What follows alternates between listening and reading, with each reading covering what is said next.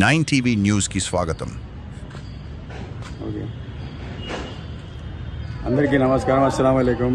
God bless you. మిత్రులారా, మరి ఈరోజు మనం వార్తలు చూసుకున్నట్లయితే బళ్ళారి జిల్లాలో మరి టీవీపీ ఎల్ఎల్సీ కాలం నుంచి మనకు వస్తున్న నీటిని మన 4 అడుగుల ఎత్తు గోడ కట్టి ఆపడం జరిగింది. చాలా దుర్మార్గం. దీన్ని తీవ్రంగా ఎంహెచ్పిఎస్ఆర్ను ఖండిస్తున్నాము.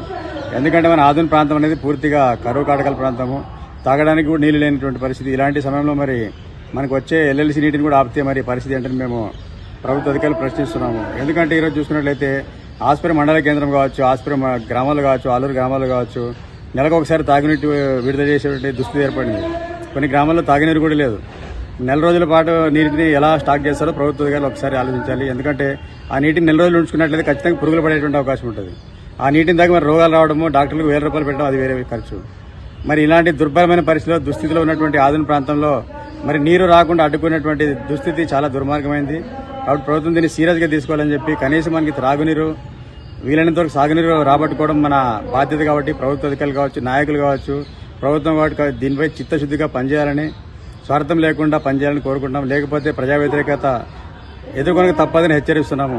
మరి రాబోయే రోజుల్లో కూడా ఇలాగే ఉన్నట్లయితే చాలా ఘోరమైన పరిస్థితి. మరి పైన ఏదైతే బళ్ళారి ప్రాంతంలో ఉన్నటువంటి రైతులు వారు ప్రకటించి లైవ్లో పెట్టి గోడలు కడుతున్నారు. మరి అసలు వాళ్ళకి ఆంధ్ర ప్రభుత్వం అంటే లెక్క ఉందా లేదని ప్రశ్నిస్తున్నాం. ఆంధ్ర ప్రజలంటే లెక్క ఉందా లేదని ప్రశ్నిస్తున్నాం. ఎందుకంటే డ్యామ్ అనేది ఒక పోయే నదిని ఆపినట్లు అనమాట. అంటే వాళ్ళు ఆపితే మనకి రావాల్సిన అవసరం లేదు. చాలా అమానుషమైనటువంటి పరిస్థితి. కాబట్టి ఖచ్చితంగా ప్రభుత్వము, ముఖ్యమంత్రి చంద్రబాబు గారు సీరియస్గా తీసుకొని, ఎందుకంటే నీటిపైన, మంచి నీటి యొక్క సరఫరా పైన ముఖ్యమంత్రి గారికి, చంద్రబాబు గారికి మంచి పట్టు ఉంది. కాబట్టి ఖచ్చితంగా ఆయన దీనిపై న్యాయం చేసి నమ్ముతున్నాము, చేయాలని కూడా కోరుకుంటున్నాము. ఆధునిక ప్రాంతం ఇప్పటికే చాలా వెనుకబాటు ప్రాంతం. కాబట్టి ఖచ్చితంగా తాగునీటి కావచ్చు, సాగునీటి కావచ్చు, మన వాట మనకు వచ్చే విధంగా ప్రభుత్వం పాలు కదపాలని, దీనిపైన అధికార ప్రతిపక్షమైన తేడా లేకుండా ప్రతి నాయకుడు ప్రజల కోసం రావాల్సిన అవసరం ఉంది. ఎందుకంటే ప్రజలు మీ నుంచి పెద్దగా కోరుకోవడం లేదు. కనీసం మనకు వచ్చే నీటినైనా మీరు పోరాట సాధించుకోవాలని, లేకపోతే ప్రజా వ్యతిరేకత ఎదుర్కొని తప్పదని హెచ్చరిస్తున్నాము. రాబోయే రోజుల్లో ఖచ్చితంగా దీనిపై ఎంహెచ్పిఎస్ తరఫున గొంతెత్తుతామని, ప్రభుత్వానికి కూడా ఈ విషయంపై మరి ముఖ్యమంత్రి గారికి కూడా ప్రత్యక్షంగా చెప్పడానికి కూడా ప్రయత్నిస్తామని ఈ సందర్భంగా మనవి చేసుకుంటున్నాము.